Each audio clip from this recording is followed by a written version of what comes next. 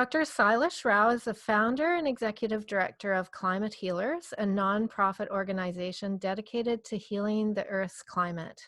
Dr. Rao is also a systems specialist with a PhD in electrical engineering from Stanford University. He worked on the internet communications infrastructure for 20 years after graduating. And then in 2006, when Dr. Rao switched careers and he became fully focused on solving the environmental crises. Dr. Rao is author of 2 books, Carbon Dharma, The Occupation of Butterflies, and Karman Yoga, The Vegan Metamorphosis. He's also executive producer of 4 documentaries, The Human Experiment, Cowspiracy, The Sustainability Secret, What the Health, and A Prayer for Compassion. In 2010, Dr. Rao became a grandfather, and he has promised his granddaughter that the world will be mostly vegan by 2026, at her request that people stop eating our animal family. Dr. Rao has faith that humanity will not, just for ethical reasons, go vegan, but also out of sheer ecological necessity. So thank you so much for taking the time today, Dr. Rao. My pleasure. And I'd like to say thank you for building the internet. That's very nice of you. And so I'm always interested in people's personal journey to veganism. Were you raised vegetarian and then went vegan, or how did that happen? Yeah, I was raised vegetarian, and I all along I thought I wasn't as bad as those people who are eating meat, right? That I'm actually almost there. But then when I started working on the environment, I started doing my own research. And even though the scientific papers were saying that vegetarianism is only a little bit worse than veganism, I began to have doubts about how they were doing the calculation. And when I went to this forest in Rajasthan, India, I saw what was really going on in the forest. I saw a fence, and to the right of the fence, it was lush green forest, and to the left, it was barren land. And I could see all these old cows walking around eating up the grass. And I realized that they were dairy cows. And because in India, we don't kill the cows, so the cows are living to their old age and they're eating up the forest. So I said, if I'm vegetarian and I don't want to kill the cows, which I didn't want to kill the cows, then I should be penalized for letting them live for 25 years eating up the forest. So I realized that as a vegetarian, I was actually worse than a meat eater in terms of my actual impact. So optimally, if I'm vegetarian, I should be exploiting the cow for milk and then killing the cow and eating her for beef, right? And so I said, I cannot do that. So which means, why am I drinking milk? So I decided to go vegan on the spot. And at first I said, I'm going to go vegan for a week, because I wasn't sure if I could do it, because I love my curd rice, I love my milk sweets and my pizza. But giving myself just 1 week, I made soy yogurt at home. So I made, and soy curd rice was actually tasted better than curd rice. And then I realized there's all kinds of other sweets I can be eating instead of milk sweets. And then there is vegan pizza available, So very soon I realized I could do this.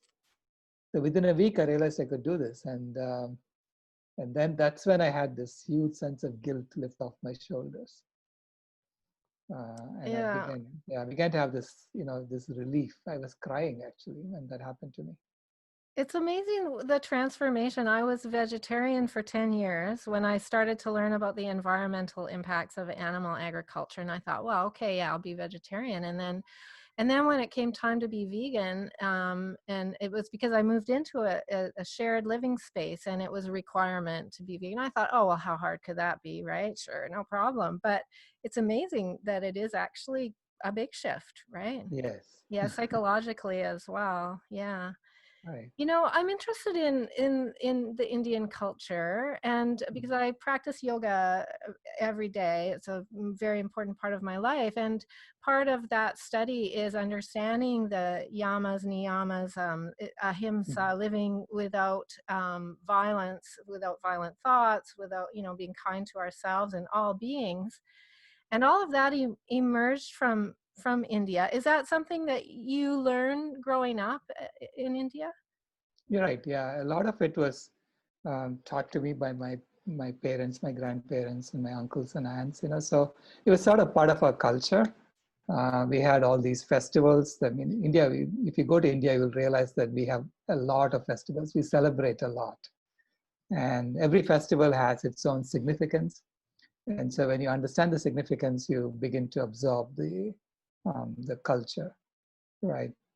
And so, I grew up with yoga. My dad taught me the Surya Namaskara, you know, so I could do my sun salutations every day. And he told me that's all you really need to know if you want to be healthy. And he was right, you know, it really keeps you healthy. Uh, and yeah, and I knew about the 8 Ashtanga yoga and the 8 steps of yoga, 8 limbs of yoga, and why in the first step for the first limb itself is ahimsa. And it goes back, I mean, thousands and thousands of years, isn't it? Right. Yeah. And I'm curious about the introduction of the domestication of animals Hmm. into Indian culture. And, you know, so and just the ahimsa approach. I guess that's why people are still vegetarian, but somehow the domestication of the cow entered into that as well. Correct. Yeah. I think we all got into that, you know, throughout the world. It's not just in India. We all got into domestication of animals around the same time, about 10, 12,000 years ago. And at first, I think we kind of convinced ourselves that we have to eat some animal foods in order to survive. Um, this is why in all of our festivals, we make milk sweets, and then we are asked to hand it out to our neighbors and everyone, you know, around us before we eat it. So this way, our ancestors made sure that everyone got a little bit of animal foods a few times a year, okay, during festivals. And I think the reason for that, I mean, I'm speculating now, but one reason I think it could be because we are the only species that washes its food before eating. And because we wash our food, we don't eat soil. And we know that there are certain, like vitamin B12 comes from soil bacteria. So if you don't eat soil, you're not going to get it. So which means that some people are going to get anemia, you know, pernicious anemia um, due to vitamin B12 deficiency. And I'm sure they empirically found out that if by eating some animal foods, you don't get that anemia because the cow eats without washing her food. So she has vitamin B12 in her milk for her baby. So we were just taking that and um, using that to survive. This is why I think Gandhi could not go vegan. He tried several times and he failed. And I was always concerned about that. I was saying, how can Gandhi fail? Gandhi had so much self control. And I think he failed because of the vitamin B12. He didn't know about it. Vitamin B12 was discovered in 1948 or something. And we only were able to manufacture it in the 70s, I think, 60s, late 60s and 70s. So that's when veganism became possible because we knew about vitamin B12. Yeah. That's really interesting. And I was just listening actually to the physicians committee. They were talking about B12 and how even meat eaters now, because everything is so clean and chlorinated, and even the animals aren't necessarily getting enough B12. So people who are eating animals aren't necessarily getting enough of it Right. anymore because it is a bacteria in the soil. Something you said that was really interesting in one of the videos is about how we originally on this planet were we were prey. we were the ultimate prey, and then we became the predators, and then now you want us to become the climate healers. I love that. Or the climate regulators, I think you said. Yeah. Right.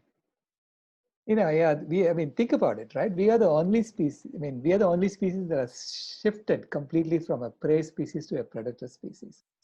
Because before we controlled fire, and before we created weapons, especially metal weapons, we were easy to catch. We don't run too fast. We don't climb trees too well. We don't have big claws. We don't have big teeth. We were the rabbits of the mammalian world. We're like rabbits, easy to catch for predators. But it's only when we controlled fire and we started creating weapons that we became a predator species. And even then, it was only after we formed a friendship with dogs that we became truly the top predator species, because the dogs lent us their sense of smell, their sense of hearing. So they could sense a predator from far away. So they were able to warn us. And so it's that friendship with other animals that made us more powerful. And then we became really powerful as a predator species. We wiped out a whole bunch of other species. The saber-toothed tiger was dead. The mastodon was dead. All the big animals died out, right? Because we killed them. And now we are being told to transform again from a predator species to a caregiver species. Otherwise, we're going to kill all the animals and we're going to kill ourselves off. That's the fate that we are facing if we continue being a predator species. So we have no choice but to become a climate healing species, a caregiver species. And because we have already made such a transformation before, we know we can do it. I love your optimism, and I get the sense that that's really inspired by your granddaughter, that you're really serious about this promise to your granddaughter. Right. Yeah, no, that is a promise that cannot be broken. And so, do you want to talk some more about that? Yeah. I'll tell you my granddaughter changed my life. Before she was born, I was a very depressed environmentalist. I was thinking that we don't belong on Earth. Human beings don't belong on Earth. If you just take human beings out, the Earth will be fine. The animals will be fine. The forests will be fine. But just by being there, we are destroying the environment. We are destroying the Earth. So that was the story I was telling myself, and that we don't belong on Earth. And when she was born, I came to see her when she was a month old, and I held her in my arms, and she looked up at me and she smiled. And instantly, she was telling me, I belong exactly as I am. What do you mean I don't belong? So that was the message I got right away. I had this chill go up and down my spine. It was like shivers going up and down my spine, saying that this is perfection. And she belongs exactly as she is. And so we all must belong exactly as we are, and that we are not telling the right story. Because we are a very innovative species, right? So after we mastered fire, we created all this technology and tools, and now, we are a very powerful species. But that power can be used to destroy, it can be used to heal. So we now know that if we continue using that power to destroy, we are going to die. Not just other animals are going to die, we are also going to die. Okay. But we also know that we can switch that power to heal. And when we do that, we are going to thrive, and the animals are going to thrive too. So that was the story. That she made me look at life differently, right? And so I began looking at it as if we are no different from any other species. Just like every other species just lives their lives and the planet thrives, we are also living our lives and the planet is thriving because of us. So I began to look for a story in which the planet is thriving because of us, even though we are destroying the planet, right? And so that was the story of the thermostat species. Because I realized that for the last 3 million years, the Earth has gone through over 100 ice ages and warm periods between the ice ages. So most of the time it was in an ice age, and just a short time it will be in a warm period. So like in the past ice age, it was 90,000 years of ice age, and then 10,000 years of warm period between the ice ages. So in the current warm period, so we came out of the ice age about 20,000 years ago, and then 10,000 years ago, we reached this temperature. And if we had followed what nature would have done by herself without us as a species, the Earth would have gone back to another ice age 5,000 years ago. Instead, we created agriculture. So to do agriculture, we destroyed forests. And by destroying forests, we heated up the Earth. So we kept the temperature constant for 10,000 years. So we really were a thermostat species. We have been a thermostat species for 10,000 years. And then over the last 200 years, we discovered fossil fuels. And using fossil fuels, we created all these new technologies. And with those technologies, now we understand what we did, what really happened over the last 3 million years. And now we can become a conscious caregiver species, a conscious climate regulator species.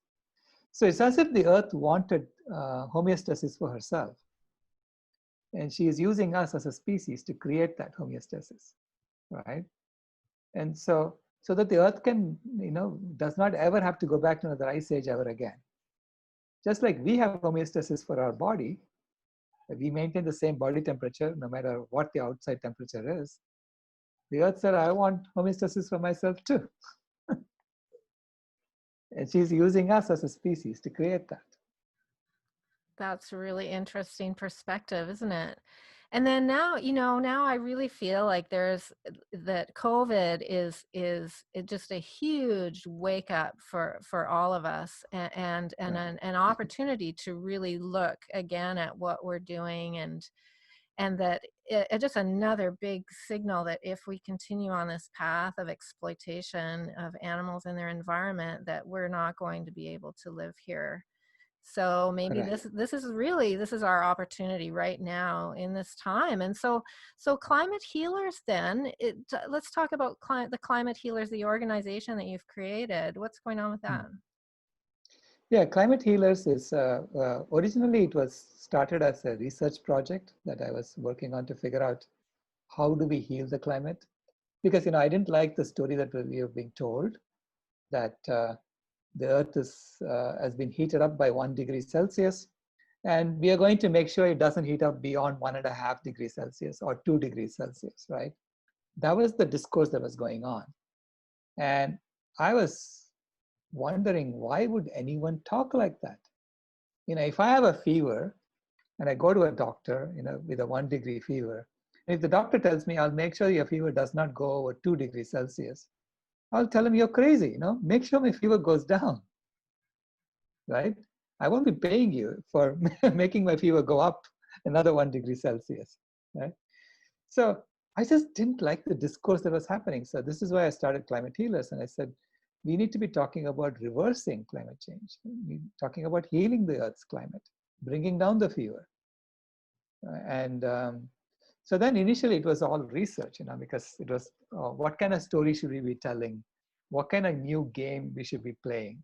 Because I realized it was the game that we were playing, the game of money that we are playing, that's causing us to destroy the planet. Okay, the rules of the game are set up in such a way that you have no choice but to destroy the planet. So when you play a game like that, why are we so surprised that the planet is being destroyed? We should expect that to happen. Right? So then I said, okay, what kind of new game should we be playing? Okay, wait, I'm going to stop you there. So for people who haven't thought about that, in terms of capitalism, we're sort of born into this world of capitalism, and we're not really told that there actually could be other ways of doing this thing we call economics. It's capitalism, and it's endless growth, basically, and endless, Right. you have to continually grow your profit. That's what you're talking about? Right, but you have to look at the rules of the game that's causing that to happen. So the game of money in the game of money, only banks can create money.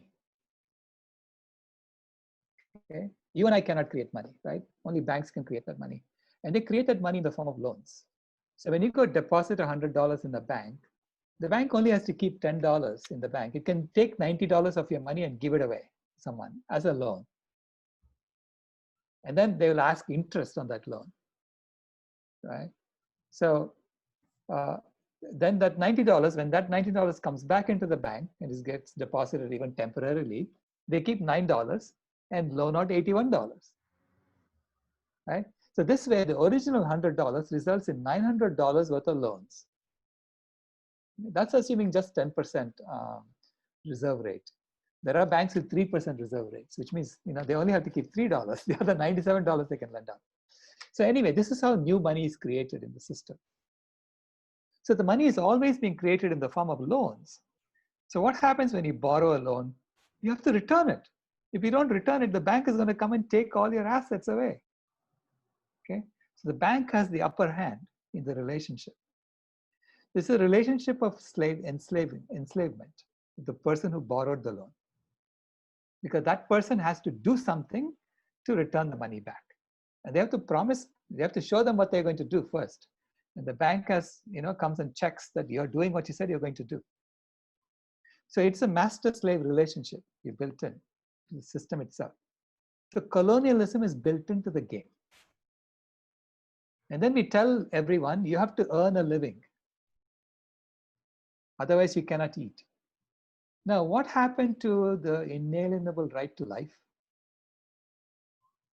How did that become earning a living? Earning a living is a very colonial term. It says that if you don't serve the master, you're going to die.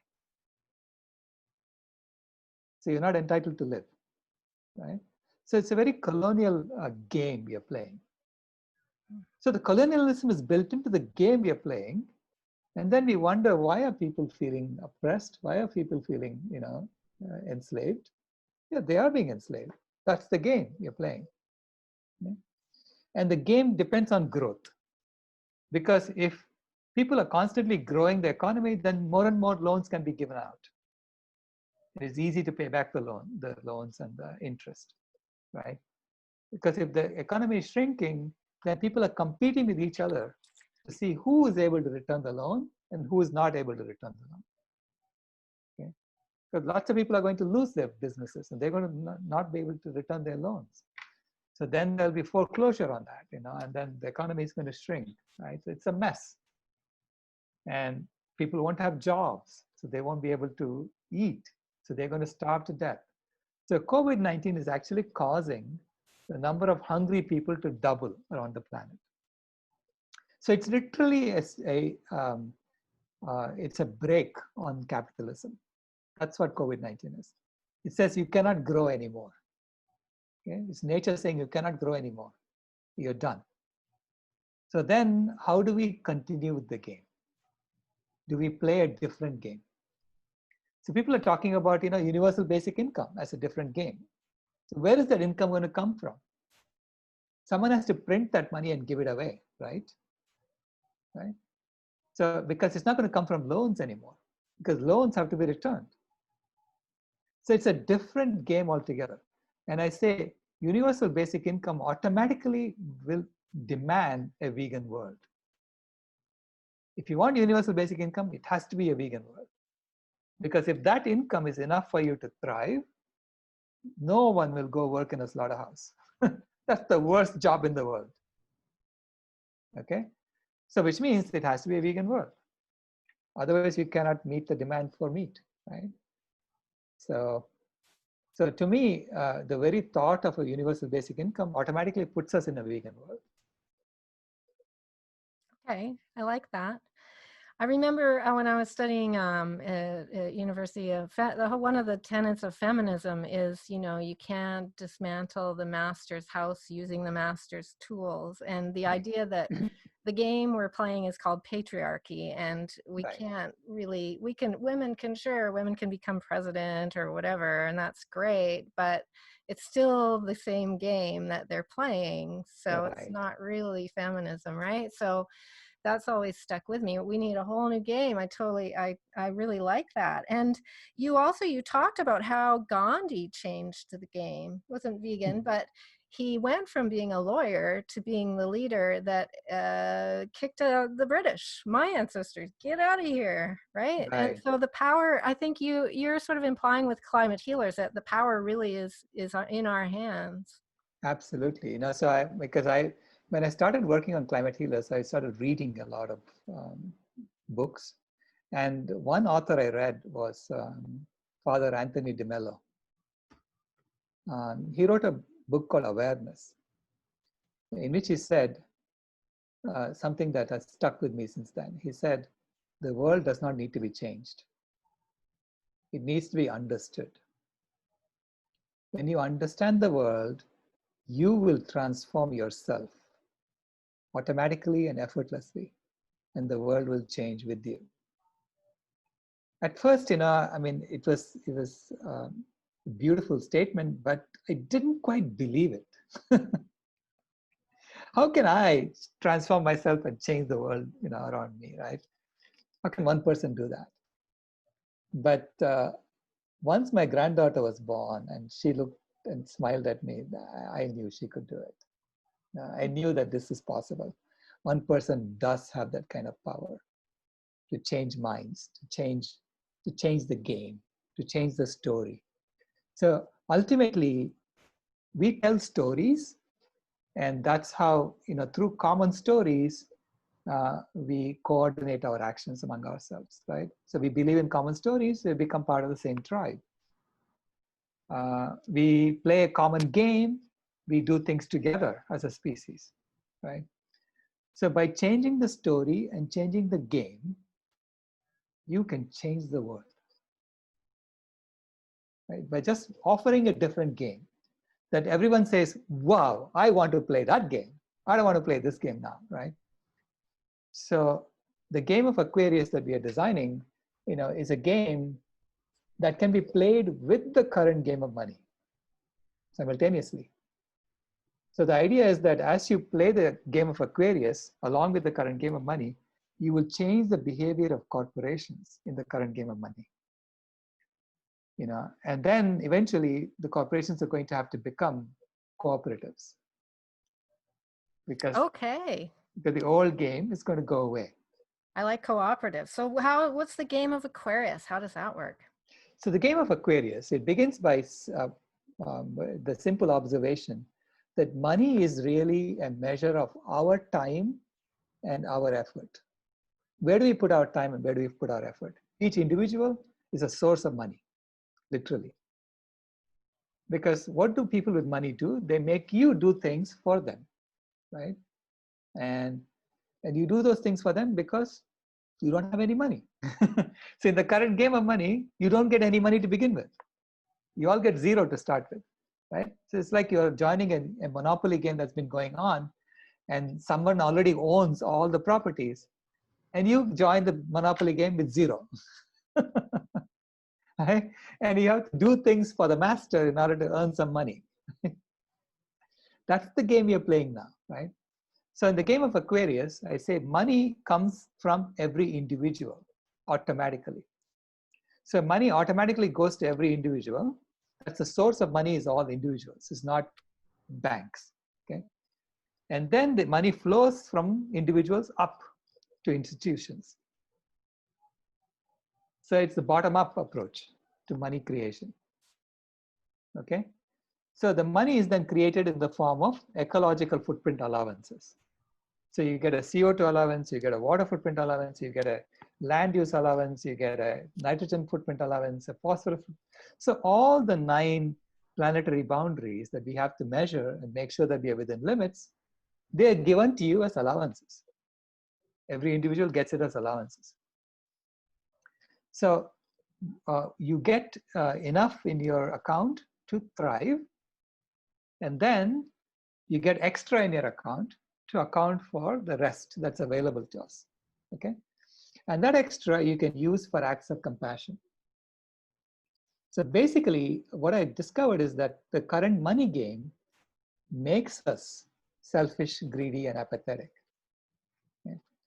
So if you create a new game, if you design a new game in which automatically it makes us selfless, generous, and activist, then that's the kind of game I want to play. I don't want to be playing in this game. See, there are very few people, and I'm lucky. I'm one of the lucky few human beings who are able to accumulate enough money with a single idea. Some idea that I got that people said, oh, this is a great idea. You know, you made the internet go 10 times faster. I'm going to give you a pile of money for that. So they bought my company, right? So they gave me a pile of money. Now, typically, people then fall into a race to increase that money. I have so much money, I want to increase it. I want to make it bigger and bigger and bigger. And then you get into that trap, right? Fortunately, I went the other way. I said, okay, I'm going to decrease my needs, so that I can live off this money that I've already been given for the rest of my life, right? If I want to. And I can use that now to do my own research independent of anybody else. So I don't have to depend on foundations for research grants and all that. I'll do my own research, make it independent, and I'll try to arrive at the truth the best I can. So by doing that, I was able to see what was going on in the game. So I was able to free myself from the factory farm, right? Because most human beings are being factory farmed right now. We are all being factory farmed.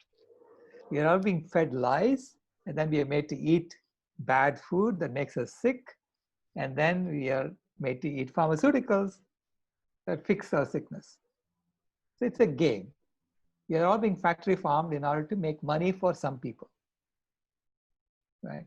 So once you see that and you step out of the factory farm, my job is now to help free everyone else who is being factory farmed. Not just animals, but also human beings who are being factory farmed, right? So to do that, I think we need to also liberate the earth. So it's human, earth, animal liberation. All of it has to happen together. I have questions. Sure. So for a lot of people right now, as you say, are hungry. And a lot of people are living in like refugee camps around the world. And even just if we just look at the United States, you know, there's talk of millions of people are soon going to be kicked out of their homes, right, and become homeless. Right. So how you know, how can we get this kick started right away? How do we get this thing going? Right. What are we going to do with this situation that is before us? It's really an opportunity, right? This is Right. our opportunity to build Right. something different. So if we look at our current situation, you know, suddenly in 1 year, because of COVID-19, the number of people who are hungry is going to double. That's the estimate, right? Because lots of jobs have been lost. So there is no economic growth anymore this year, right? And so when you're faced with a situation like that, we can either look at it as a situation of competition, and so you have to go to war, kill a bunch of people, and then grow economy again from that. Or you can say it's an opportunity to completely shift the way we think and the game we play. Okay? And so overall, you know, I know that we can play a different game altogether, right? But how do we get there? So the UN has been looking at this. So the UN has said that there are 17 sustainable development goals. So they've listed the goals, and they're all good goals, okay? Except one goal. That is goal number 8, which is the Trojan horse among the goals. It's the goal that was put in there to make sure that we don't change the system. Because that goal says economic growth and decent jobs. Goal number 8. And you ask yourself, do I really care that the economy is growing and everybody has a job if I meet all the other 16 goals? If we have zero hunger, no poverty, gender equality and all that, do I really care that the economy is growing? Who the heck put that in there, right? So throw that away first. Then you look at the other 16 goals and you say, what is the one goal that we can meet right now? As soon as possible. And when we meet that goal, it will unite all of us as a species together and say, yes, we did this. And therefore, now we can address the other goals one by one because we're going to change the game. So the one goal that we have identified that we can all meet today, if we put our minds to it, is the goal of zero hunger.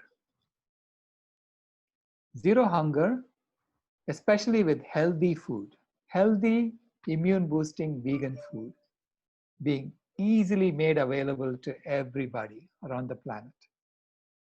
That is the goal that we have identified as something that has to be met first.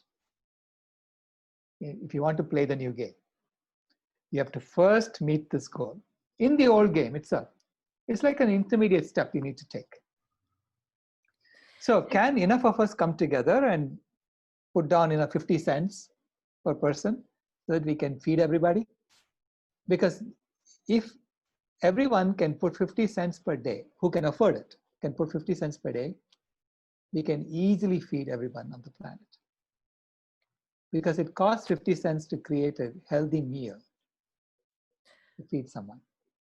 Okay, then it becomes complex about how that's all going to be distributed. I think it's really important. I personally like to focus on the idea that just by becoming vegan, giving up and shutting down those slaughterhouses and stopping the exploitation of animals from a food perspective, the amount of food, I think you cover that in the Cowspiracy documentary, right? Is the amount of food that goes to feeding animals could easily feed everybody on Earth. Yeah. Could easily feed everybody on Earth, but then when people have zero income and we tell them you have to buy food, right? We are making it impossible for them to eat, right? So they're then going to have to depend upon charity to do that, right? So that's where we come in. So when I go and talk to my neighbors here in Phoenix, and I tell them, people are going hungry. Our neighbors are going hungry. This is unacceptable, for no fault of their own. Just because the restaurants all closed, businesses have closed and they don't have any jobs. So is it okay that they go hungry and they lose their apartments and and they get thrown out on the streets? Or can we do something about that? And you see people who have money giving their money, to help us feed people. So I think that's where we need to first start, as a goal. I mean, locally, can we get everyone fed locally? Okay. And then when we get everyone fed locally, then we can say, can we help them also to get everyone fed? And it will be all vegan food, okay? Because it has to be healthy food. Healthy food has to be vegan food. There is no such thing as a healthy animal food, especially in this polluted environment. Okay, I like that. And what do you feel about cryptocurrency? I have a friend who's quite convinced that the current economic system is going to totally collapse. The dollar will become completely devalued, and our only solution is to invest in cryptocurrency. Do you have any opinions on that? It's not investing in cryptocurrency, but cryptocurrency is a mechanism for transacting between people without needing a central authority. It's just an algorithm that helps me give money to you, right, without it going through a bank in the middle. So it's a distributed banking system. That's what cryptocurrency is, right? When you have a distributed banking system, you don't need banks anymore. So you ask, why are the banks sitting there in the middle? Oh, they are the ones who create the dollars. They create the dollars using loans, right? That's the only way we can create dollars these days. Well, what if I create cryptocurrency out of thin air? Right. Okay, I get that. And then, but then you, in something I saw, you were speaking about how I think it was Facebook that was trying to control a cryptocurrency. Did that happen, or what's going on with that? Yeah. They have they are trying to organize like a coalition of 101 corporations, each putting $10 million each. Actually, 100 corporations putting $10 million each, and Facebook will only provide the platform, right? So they are the 101st corporation. And so that will be the basis for the new currency called Libra, cryptocurrency called Libra. Oh. So this Oh. way you can just transact in Libra around the world and you won't need your local currency anymore, right? That was their idea. And so Uh, but you're offering Aquarius is more of a people-centered right. economic rather than a Uh, corporate controlled economy. exactly. Yeah. Okay, I like Because that. you really don't need corporations to do that for us anymore. We have software that we can create our own cryptocurrency game. It's a new game. It's really a game. All the games that corporations create, even if it's cryptocurrency, it's a game of accumulation. Who has more? Who is the, who is big? So they give themselves titles because they have accumulated the most compared to anyone else. You don't have to play that game anymore. No, that's a silly game. And as you say, it's never ending because you get to a certain level and you think you need to get to the next level and it becomes, Right. yeah, it's very soul crushing, I think, for sure. Okay, I like these games. So now the Climate Healers is online and you've got different groups going on, I think, and Right. they have gatherings, right, where folks talk about all this sort of thing. Right. Yeah. So we have created like an incubator model where people can come with their ideas and then we help them with our members who volunteer to offer their services to make their idea grow so that because I figured that we'll get to a vegan world if I can get every vegan organization become wildly successful beyond their wildest imagination, right? If I can get every vegan organization meet its goals, you'll have a vegan world, right? So that's the idea behind the incubator. Um, and of course, we also have to do it systematically, think about new games and new stories, which is what we are working on. And also pointing out all the flaws in the science. So I wrote a white paper on animal agriculture, showing why animal agriculture is actually the leading cause of climate change. And it has to be addressed first. Right, the killing machine has to be shut down first before we shut down the burning machine. Yes, yeah. I was going to ask you next. Why is the vegan component of the new game? Why is that so important? That has to be there. Right. First of all, if the new game is about people who are free, who can do whatever they want, right? Basically, it's a volunteer-based game. People are doing things, contributing as volunteers. Then you can't ask anyone to go and hurt animals unnecessarily, right? So no one will want to do that. That's the worst job in the world. Okay, so that means it fundamentally has to be a vegan world to begin with. Um, Secondly, it's what kind of relationship we have with nature. Is it a relationship of domination and exploitation, or is it a relationship of radical sacredness? Radical sacredness meaning we treat everything as sacred, every life as sacred, even the stones are sacred. We basically all life. I mean, Wendell Berry said that, right? He said there is no such thing as an unsacred place. There are only sacred places and desecrated places. And he was right. So it's about going back to our indigenous brothers and sisters, the way they used to look at the world. Look at the world as a sacred place, that your life is a gift. I'm Been trying to given. remember. There was a really great book I read back in university days called "The Reenchantment of the World." It was brilliant. Yeah, and it's something. It's in all cultures have an indigenous heritage that Right. respected and revered the earth. I like. Absolutely, yeah. Yeah. But to get there, to actually live in that culture permanently, you have to play a different game. You can't play the current money game. It's just not possible. So that's why it has to be a different game that you play in which selflessness and generosity is rewarded. So when you're selfless and generous, you actually have access to more resources to be selfless and generous with. Well, Right? I also believe in karma, right? And the energy that we put in the world, it comes back at us for sure. So, Okay, well, let's see. We've covered a lot of ground here, and I think the best thing we can do is send people then to, is it climatehealers.org? Right. Climatehealers.org is the main website. And through that, we have other projects like Vegan World 2026 and Prevent Year Zero, which is about preventing the demise of wild animals. Okay. Yeah. And I feel like it is within our reach. I mean, the vegan Mhm. movement was growing even before COVID, and I think COVID has really raised it to a whole new level. Absolutely, yeah. So I see, it's the equivalent of being on top of a mountain. So you're on top of the mountain, you reach there, and you're looking down at the promised land, right?